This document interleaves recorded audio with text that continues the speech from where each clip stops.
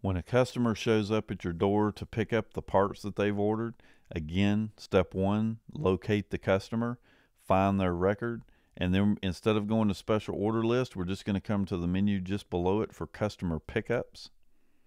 We're going to select the items that they want to pick up. So we'll just select all three of these guys, tell it to deliver them.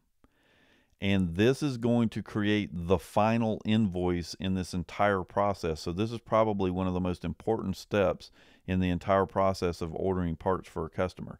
Now you'll notice that everything is all filled out for me. Quantities are all delivered. All I have to do at this point is tell it to pay the invoice.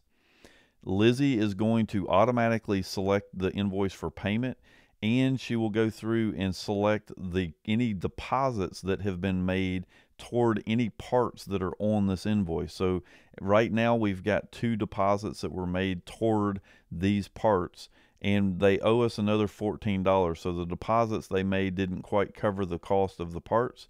So we're going to go ahead and collect the additional $14, and then we're just going to tell it to process the payment.